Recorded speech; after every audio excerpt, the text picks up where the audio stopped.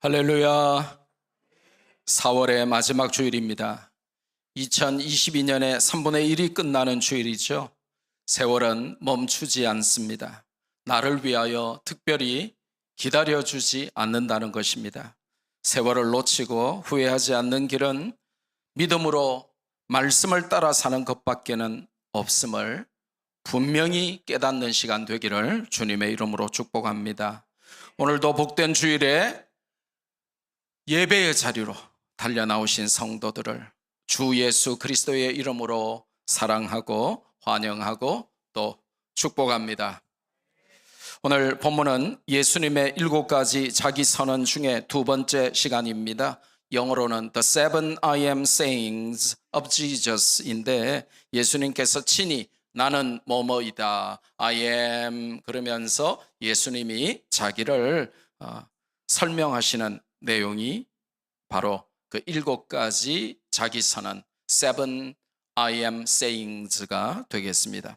요한복음 6장에서 우리는 생명의 떡이라고 자신을 소개하시는 예수님을 이미 만났습니다. 오늘은 예수님께서 자신을 생명의 빛으로 소개하시는 내용입니다.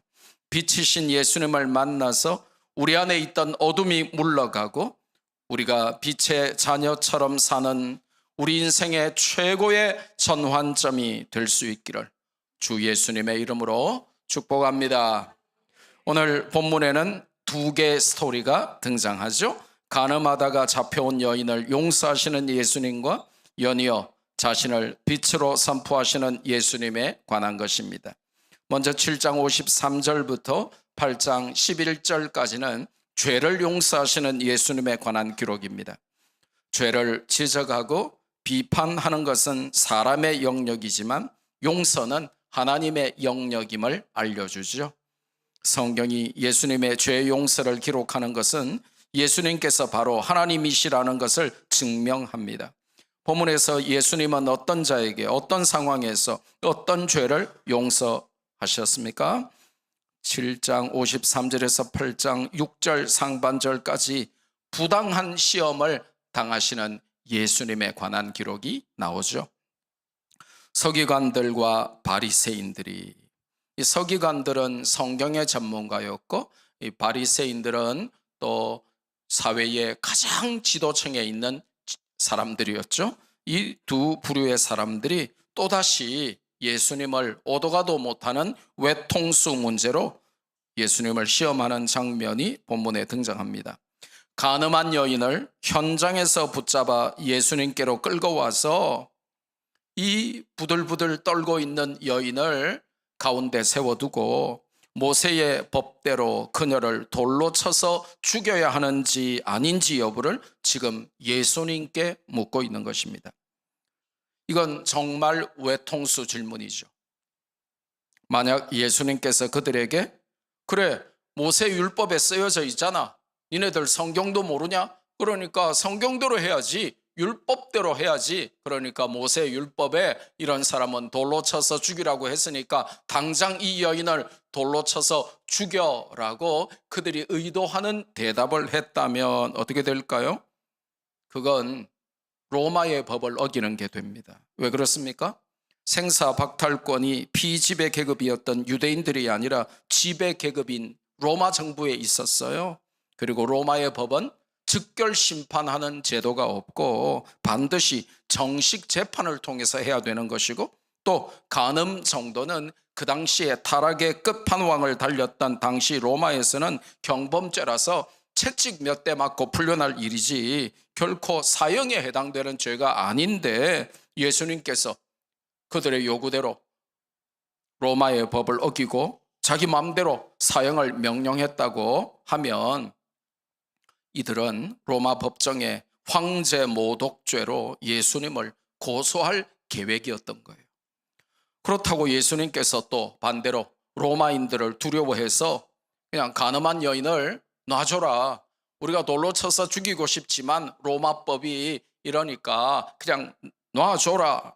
이렇게 한다면 모세의 율법을 무시하는 것이 되고 말기 때문에 지금 돌 들고 기다리고 있는 분노한 유대인들에게 여인 대신에 돌에 맞아 죽을지도 모르는 진퇴양난의 상황에 처한 것이죠. 본문 6절 상반절에는 이런 사악한 계획에 대해서 정확하게 표현했죠. 그들이 이렇게 말하면 고발할 조건을 얻고자 하여 예수를 시험함이로라.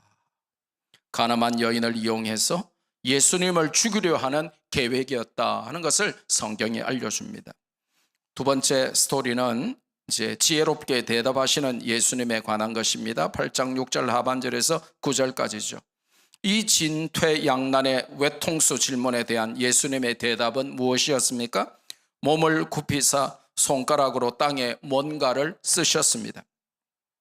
어떤 글을 썼는지는 성경이 침묵하고 있어서 알 수 없지만 학자들마다 조금씩 주장이 다릅니다.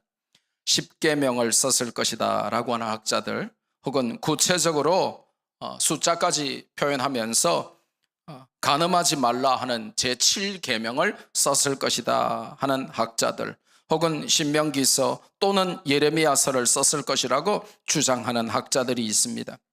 일리는 있으나 다들 확신을 주지는 못합니다. 왜냐? 본문의 핵심은 다른 데 있기 때문입니다. 바리새인들과 서기관들의 부당한 시험을 예수님께서 지혜롭게 해결하셨다 하는 것이 본문의 핵심, 포커스임을 잊지 말아야 합니다. 간음한 여인의 행위가 핵심이 아닌 것이죠. 또 땅에 무엇을 썼는지도 전혀 중요하지 않습니다. 가끔 학생들 보면 이렇게 시험 준비하면서 선생님이 강조한 중요한 내용에는 관심이 없고 선생님이 스쳐 지나가다가 우스갯소리로 한마디 농담한 거를 3박 4일 동안 외우는 친구들이 있죠. 그래서 F 받고 C 받고 D 받는 친구들이 많죠. 공부를 잘하려면 핵심을 외워야 돼요. 중요한 거를 공부해야 됩니다. 가끔 성도들 중에 성경의 저 구석에 정말 아무것도 아닌 거, 중요하지 않은 거에 목숨 거는 분들이 계신데 그러면 안 됩니다. 땅에 뭘 썼을까? 이불 속에서 궁금하실 수는 있어요. 자기 전에 잠깐 5초 궁금할 수는 있어요. 그런데 나는 일평생 이 문제를 해결하기 위하여 이 땅을 살아간다 그러면서 예수님이 쓰신 글, 추론 그러면서 막 이렇게 궁금해하고 그걸 뭔지 내가 증명해 보겠다 이런 사명감으로 불타면 너무 어리석다 이겁니다. 왜냐? 그게 핵심이 아니라는 거예요. 어떻게 그게 핵심이 아닌지 알 수 있죠? 어떻게 알죠? 성경에 어떤 내용인지 기록이 없기 때문입니다. 만약 그게 그렇게 중요한 메시지였다면 성경에서 분명하게 예수님이 땅에 쓰신 내용을 밝혔을 겁니다. 하나님이신 예수님이 땅에 뭐를 쓰셨는데 그 내용이 그렇게도 중요하면 성경이 침묵하면 안 되는 거예요. 그런데 성경이 침묵하고 있다는 것은 그거 별거 아닌 겁니다. 절대로 중요한 거 아닙니다. 그러니까 여러분이 성경이 침묵하고 있는데 자꾸 궁금해하고 그게 중요한 것처럼 접근하면 성경을 잘못 이해하는 것입니다. 이 사건은 사복음서 중에 유일하게 오직 요한복음에만 기록된 사건입니다. 단 하나밖에 없는 기록에 그게 만약에 그렇게 중요한 내용이라면 그 중요한 내용이 빠질 수가 없지 않겠어요? 그런데도 불구하고 성경에 무엇을 쓰셨는지에 관한 설명이 없다면 그건 전혀 중요하지 않기 때문인 거예요. 예수님이 땅에 쓰시고는 일어나 말씀하시기를 너희 중 죄 없는 자가 먼저 돌로 치라 하셨습니다. 그러자 모두들 양심의 가책을 느껴 물러가고 남은 자는 오직 여인과 예수님밖에 없었죠. 화난 군중을 땅에 글을 쓰시며 침묵 가운데로 인도하시고 진정시키신 후에 그들에게 단 한마디로 양심의 소리를 듣게 하신 것입니다. 우리 모두는 남의 죄를 지적하며 비난하는 데 열을 올려도 사실 우리 모두는 다 동일한 죄인이라는 메시지죠. 로마서의 말씀처럼 아무리 의인인 척해도 의인은 없나니 하나도 없는 것입니다. 8장 10절에서 11절에는 그 간음한 여인과 단둘이 남아서 이제 그 여인에게 죄를 용서하시고 다시는 죄 가운데 살지 말라고 촉구하시는 예수님의 모습을 보여줍니다. 10절과 11절에 매우 짧게 예수님과 여인의 대화가 기록되어 있죠. 예수님은 여인을 고발하거나 정죄하러 오신 분이 아니다라고 성경이 분명하게 알려줍니다. 예수님은 죄를 용서하러 오신 분임을 말씀하시려는 것입니다. 예수님은 그녀에게 죄를 멀리하라고 말씀하시며 장면이 끝납니다. 시끌벅적하게 소란을 떨던 자들은 모두 물러가고 고요한 정막 가운데 죄를 용서하시는 주님과 죄 용서를 받은 여인만 남은 모습이 마치 우리의 모습을 비춰주는 장면처럼 긴 여운을 주고 있습니다. 오늘 본문의 두 번째 메인 스토리는 빛을 비추시는 예수님에 관한 것입니다. 12절부터 또 길게 20절까지 이어지는 내용이죠. 먼저 12절에 예수님께서 자신이 세상의 빛이심을 선포하시면서 이 Seven I am saying 중에 두 번째 말씀, 내가 생명의 떡이다 하는 첫 번째 말씀에 이어서 요한복음 6장 말씀에 이어서 이제 요한복음 8장에 나는 세상의 빛이다. I am the light of the world. 내가 세상의 빛이다 라고 선포하십니다. 자, 계속해서 이 사건들은 지금 초막절을 중심으로 일어나고 있는데 초막절에는 두 가지 중요한 개념이 있어요. 하나는 물이고 하나는 불입니다. 물은 지난번에 제가 설명을 했는데 이 초막절이 되면 대제사장들이 황금 주전자로 무슨 연못에서 실로암 연못에서 물을 퍼다가 제단에 부었다고 했습니다. 왜요? 광야에서 사막 한가운데서 물을 주신 하나님의 은혜를 기념하는 행위였죠. 그때 예수님은 생명수인 자신을 가리키면서 누구든지 목마른 자는 내게로 와서 생명수를 마시라 하셨던 것입니다. 계속되는 초막절 기간 동안에 이제 본문에서 예수님은 그 초막절의 양대 중요한 개념이었던 물에 이어서 이제는 불에 대해서 말씀하십니다. 이제 초막절 기간에는 제사장들이 밤에는 어떻게 하냐 하면 낮에는 황금 주전자로 실로암 연못에서 물을 기르다가 제단에 붓고요. 밤에는 어떻게 하냐 하면 성전 뜰에 대형 초들을 많이 켜놓고 그 성전 뜰을 환하게 밝힙니다. 뭐 다 이유가 있겠죠. 의식에는, 그죠?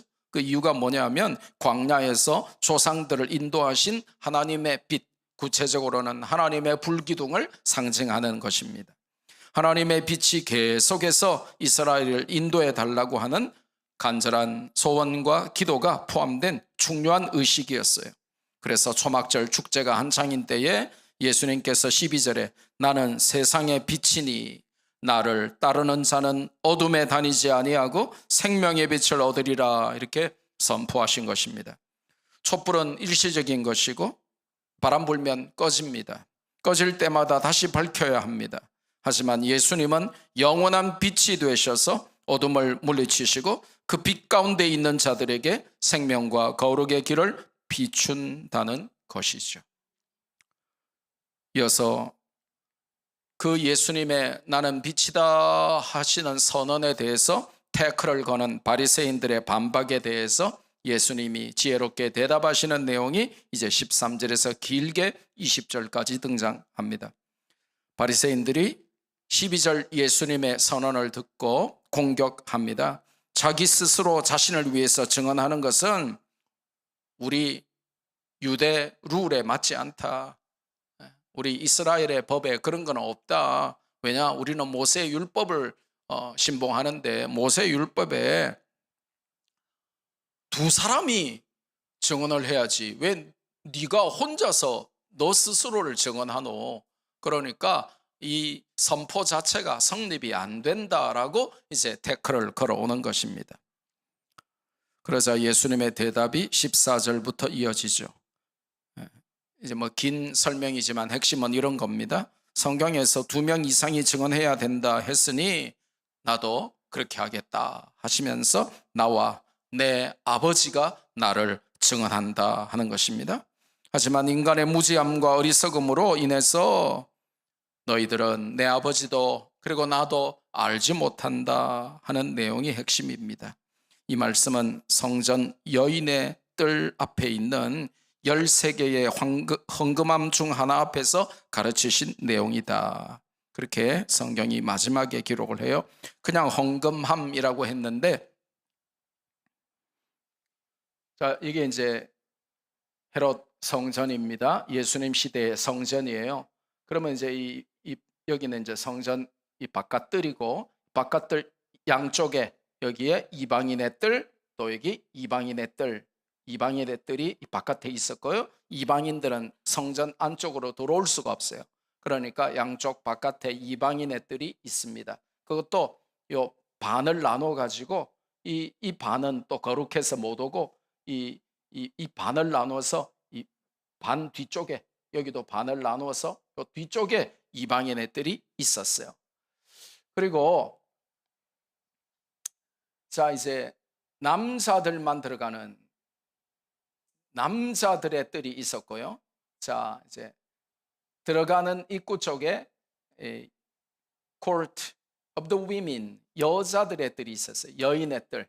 이 여인의 뜰에 헌금함이 13개가 놓여 있었습니다. 근데 여기 이제 사람들이 엄청 많이 들어오는 거예요. 예. 예. 그러니까 그 많은 사람들 앞에서 일어난, 말하자면 숨길 수 없는 명백한 사건이고 가르침이었다. 그러니까 엄청난 많은 사람들이, 헌금함이 13개나 놓여 있었기 때문에 여기에 수많은 사람들, 또 여기 들어가려면 또 남자도 있었겠죠. 여자만 있는 게 아니라. 그리고 이제 여자들은 이 공간에만 한정되어 있었다는 것이고, 남자들은 또 들어가기 위해서 또 지나가고 해야 되니까 남녀가 섞여서 이 헌금함 주변으로 어마어마한 사람들이 있는 가운데 벌어진 일이었다. 이렇게 이제 설명을 하고 있습니다. 이게 오늘 본문의 스토리예요. 그러면 성경을 읽고 우리는 적용과 실천을 위해서 교훈을 받아야 될 것입니다. 오늘 본문에 많은 교훈을 받을 수 있으나 시간상 우리는 본문에서 가장 중요하다고 여겨지는 3가지 교훈을 받고 또 함께 은혜를 받으면 좋겠습니다. 본문을 관통하는 첫 번째 교훈은 가장 핵심 교훈인데요. 예수님이 누구신가에 관한 나는 하면서 예수님의 자기 선언으로 이어지는 예수님의 요한복음에 나타나는 7가지 The seven I am sayings of Jesus 중에 두 번째, 나는 생명의 빛이다 하는 그 말씀을 통한 교훈입니다. 예수님은 누구신가? 정확하게 하면 생명과 거룩으로 이끄는 참된 빛이다 하는 것이 요한복음 성경의 메시지입니다.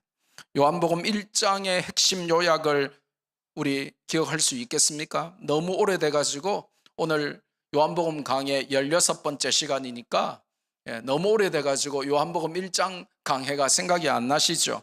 요한복음 1장 4절에 예수님 안에, 그 안에 생명이 있었으니 이 생명은 사람들의 빛이라. 할렐루야.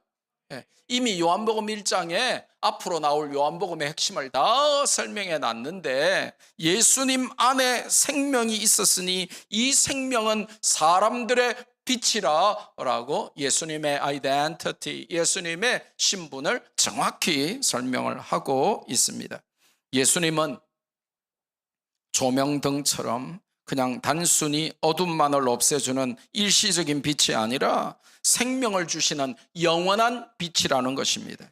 그분 안에 거할 때 사망이라고 하는 어둠에서 벗어나 생명으로 들어가고, 죄라고 하는 어둠에서 벗어나 빛의 자녀들처럼 거룩하게 살 수 있다는 것입니다. 예수님이라는 빛을 통해서만 생명도 거룩도 가능한 것이죠. 두 번째로 오늘 본문을 관통하는 핵심은 이런 것입니다. 예수님에 대한 평가를 우리도 내려야 되는데, 사기꾼 아니면 구세주 둘 중에 하나를 우리가 평가해야 되는데, 바리새인과 서기관들처럼 예수님을 사기꾼으로 혹은 반란의 선동자로 그렇게 여기고 있지는 않은가? 혹시 그렇게는 하지 않지만 구세주라고 하나님이라고 여기지 못하고 교회를 다니면서도 여전히 교회 안에서 물과 기름처럼 다른 사람들의 믿음의 고백의 대열에 합류하지 못하고 교회를 다니는데도 예수님 안 믿는 등잔 밑이 어두운 상태로 그렇게 있지는 않는가, 우리에게 질문하는 교훈이 오늘 본문을 통해서 우리에게 주어집니다.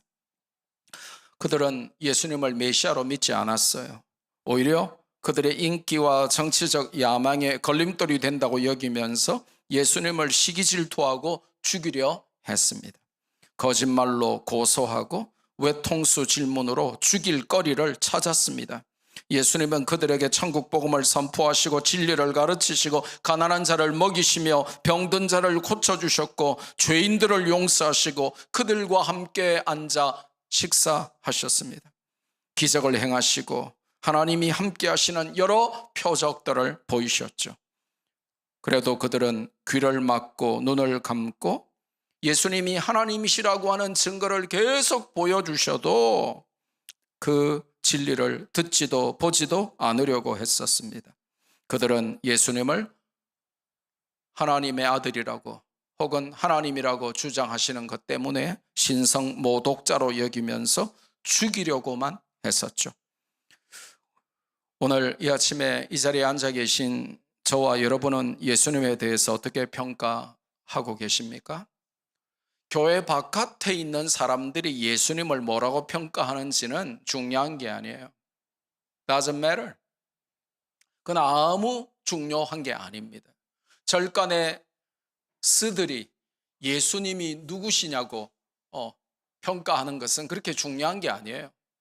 저 바깥에 자기 마음대로 살아가는 죄인들이 예수님을 누구라고 평가하는 것이 우리에게 어떤 의미도 없습니다. 그런데 오늘 예배당에 앉아서 겉으로는 찬양하고 겉으로는 예배 드리는 것 같은 우리가 실제로 예수님을 누구라고 고백하며 어떤 분이라고 평가하는가는 중요하고, 성경은 서기관과 바리새인들의 예수님에 대한 평가와 우리의 평가는 어떻게 다른지 물어보고 계신다는 것입니다. 여러분은 하나님의 아들 메시아로 구세주로 예수님을 믿고 계십니까? 아니면 억지로 믿는 척만 하고 계십니까? 제가 전도하면서 청년들 만나보면요, 부모가 목사인데도 안 믿는 청년들이 있어요. 근데 교회는 또 다닌대요. 부모가 장로 권사인데도, 안수 집사인데도 자식들이 예수님 안 믿는 아이들이 너무 많은 거예요. 근데 교회는 다닌대요. 그러면 그 교회 목사는 예수님이 구세주 아니라고 설교했겠습니까? 그 교회 목사가 예수님이 하나님이 아니라고 설교했겠습니까? 그 교회 목사가 예수님은 우리를 위하여 십자가에서 못 박혀 죽으시지도 않으셨고 죽은 다음에 부활하시지도 않으셨다고 가르치셨겠어요? 아닌데도 교회 안에 있는데 안 믿는 자들이 너무나 많더라는 것입니다. 그러면 바리새인들과 서기관들의 예수님에 대한 평가와 다를 게 하나도 없다는 것이죠. 베드로가 예수님을 평가하면서 주는 그리스도시요 살아계신 하나님의 아들입니다 라고 평가할 때 예수님이 너무 기뻤어요. 세상 사람들이 나를 뭐라고 평가하건 그게 중요한 게 아니라 예수님의 제자들 너희가 나를 누구라고 평가하느냐, 그게 중요한 질문이에요. 오늘 본문으로 적용을 해보면 바리새인들과 서기관들은 이미 예수님을 죽이려고 작정하고 함정에 빠뜨리려고 하는 자들이기 때문에 그들이 예수님을 누구라고 믿는가, 어떻게 평가하는가는 그건 전혀 중요한 게 아니란 말이에요. 그러면 우리가 예수님을 누구라고 어떤 분이라고 믿고 평가하느냐, 그게 더 중요한 질문인 것이죠. 혹시 여러분은 교회는 다니는데 이 자리에 억지로 앉아만 계시고 예수님을 하나님으로 여러분의 구세주로 믿지는 않는 그런 분들은 안 계신지 목사의 마음은 심히 아프고 타들어가요. 마지막 세 번째로 오늘 본문에서 또 우리에게 주시는 교훈이 있어요. 타락한 인간의 모습이죠. 여인을 붙잡아 왔던 성난 군중들의 모습입니다. 타락한 인간의 주특기가 뭐냐 하는 것을 우리에게 보여줍니다. 남의 허물은 작은 것이라도 너무나 잘 찾아내는데 자신의 큰 허물을 못 보는 것이 바로 타락한 죄인 인간이라는 것입니다. 남은 너무나 비난하고 입만 열면 남 욕하는데 모든 사람이 자기 욕을 하는지는 모르는 게 인간인 거예요. 입만 열면 남 욕하는데 비난하는데 사실은 모든 사람들이 나를 비난하고 있는 걸 모른단 말이에요. 이게 인간의 모습이라는 거예요. 그걸 오늘 본문이 보여주는 겁니다. 본문에서 가늠한 여인을 현장에서 잡아온 자들을 한번 생각해 봅시다. 그들이 예수님을 책잡기 위해서 여인을 현장에서 잡아서 끌고 왔다라고 성경이 기록하잖아요. 그러면 이 사람들이 아마도 이 여인을 체포하기 위해서, 왜냐하면 현장에서 간음하다가 현장에서 붙잡혀 왔다 했으니까요. 아마도 미리 숨어서 기다렸거나 아니면 현장을 급습했거나 둘 중 하나지 않았겠어요? 그죠? 그것이 오늘 성경을 통해 나타나 있듯이 사회 정의를 위해서 그랬을까요? 아니잖아요. 아니면 음란한 자들을 소탕하고 그 도시를 예루살렘을 거룩하게 만들기 위해서 그랬을까요? 아니잖아요. 그녀를 미끼로 예수님을 시험하고 고발할 틈을 얻어서 죽이려고 하는 음모였을 뿐이라고 성경은 기록합니다. 그녀는 단순히 예수님을 고소하고 죽이는 미끼 정도에 불과했던 것이죠. 생각해 봅시다. 성경에는 간음한 여인뿐만 아니라 남자도 상대방도 돌로 쳐서 죽이라고 되어 있어요. 신명기 22장 22절 외우기 쉽죠? 둘둘둘둘, 둘 다 죽여라, 둘둘둘둘. 근데 왜냐하면 이스라엘 백성들은 자고 일어나면 거리에 돌무더기가 하나씩 있었다. 이렇게 이제 요세푸스의 기록에 보면, 유대 역사가의 기록에 보면 이렇게 나와 있거든요. 무슨 말이냐면 걸핏하면 돌로 쳐서 죽이는 사회이기 때문에 집 앞에 돌무더기가 있으면 또 오늘 또 누가 하나 돌에 맞아 죽었구나 하고, 주로 돌에 맞아 죽는 이제 성경의 범죄들이 몇 개 있잖아요. 부모에게 불효하면 온 마을 사람들이 와서 돌로 쳐서 죽여버려라 이렇게 말씀하시고, 간음하면 돌로 쳐서 죽여라 이제 그렇게 하시고, 돌로 쳐서 죽이라고 하는데 신명기 22장 22절에 남자 여자 둘 다 돌로 쳐서 죽여라 했는데 오늘 본문에 보면 이상하죠. 이상해야 돼요. 뭐가 이상하죠? 그렇지, 남자는 어디 가고 여자만 끌고 왔냐 이거예요. 이스라엘 백성들이 성경 이 율법에 대해서는 바삭하거든요. 다 외우거든요.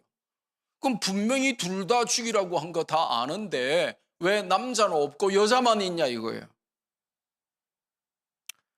여자만 끌고 온 것으로 볼 때 학자들은 다양한 추측을 하지만 학자들의 절대적인 신뢰를 얻고 있는 유일한 추측은 틀림없이 남자에게 돈을 줘서 여인을 유혹하여 함정을 팠다는 학자들의 주장이 굉장히 설득력이 있는 겁니다. 그래서 문제가 되면 너는 빼줄게.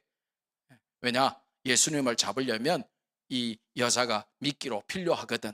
그러니까 세팅을 해, 상황을 만들어. 그리고 우리가 급습을 할 때 너는 빼줄게. 그렇게 됐을 확률이 굉장히 높다고 학자들은 추정을 하는 것이죠. 아무튼 본문을 통해서 받을 수 있는 교훈이 아주 간단한 겁니다. 죄 없는 자가 먼저 치라 하는 예수님의 말씀을 듣고 모두가 양심의 가책을 느껴서 다 도망을 갔다는 사실입니다. 왜 그랬죠? 죄 없는 자가 아무도 없었기 때문입니다. 문제는 죄인인 주제에 나의 죄는 잘 안 보이는데 남의 죄는 너무나 잘 본다는 것입니다. 타락한 인간의 특징이 나의 눈에서 들보는 못 보고 남의 눈에 있는 티끌을 지적한다 하는 예수님의 말씀에 귀를 기울여야 합니다. 이 말씀이 어디 나오냐? 예수님의 말씀 중에 가장 중요한 엑기스만 모은 게 천국 헌장, 천국의 백성의 언약 백성의 헌법이라고 불리는 산상수훈이고, 이 산상수훈은 마태복음 5장, 6장, 7장 이 세 장에 다 들어있거든요.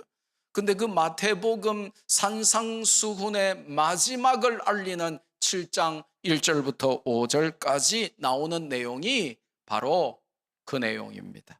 같이 한번 읽습니다. 시작. 비판을 받지 아니하려거든 비판하지 말라. 너희가 비판하는 그 비판으로 너희가 비판을 받을 것이요 너희가 헤아리는 그 헤아림으로 너희가 헤아림을 받을 것이니라. 어찌하여 형제의 눈 속에 있는 티는 보고 내 눈 속에 있는 들보는 깨닫지 못하느냐? 보라, 내 눈 속에 들보가 있는데 어찌하여 형제에게 말하기를 나로 내 눈 속에 있는 티를 빼게 하라 하겠느냐? 외식하는 자여, 먼저 내 눈 속에서 들보를 빼어라. 그 후에야 밝히 보고 형제의 눈 속에서 티를 빼리라. 아멘.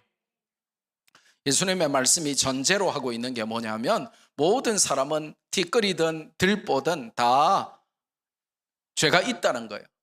근데 문제가 뭐냐면 티끌 있는 사람이 들보 보고 이렇게 하는 경우가 거의 없다는 것입니다.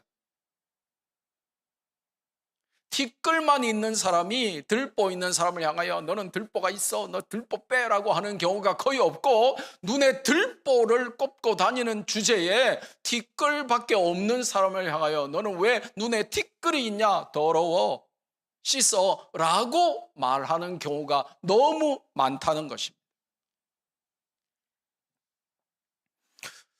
마태복음 7장의 1절에서 5절까지 예수님의 산상수훈 가운데 이 들보와 티끌을 통해서 이 비판의 법칙을 이제 설명하시는데, 비판의 법칙은 부메랑의 법칙이라서 반드시 자기에게로 돌아온다는 것과, 그러니까 여러분이 모여서 남 욕하고 남말하면 참 재밌거든요. 뭐 술 마시는 사람은 그게 최고의 안주래요. 그래서 남 욕하고 남 비난하고 이렇게 뭐 오징어 씹듯이 막 씹고 이러면 참 맛있고 재밌는 것 같아요. 그런데 예수님이 설명하신 산상수훈에서 비판의 법칙은 반드시 그 비판이 나에게 부메랑으로 날아온다, 그렇게 말씀하세요.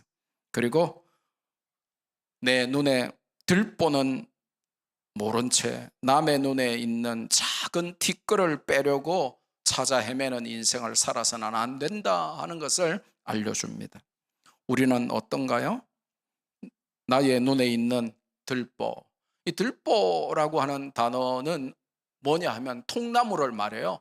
이 대들보, 집에 대들보를 만드는 큰 통나무.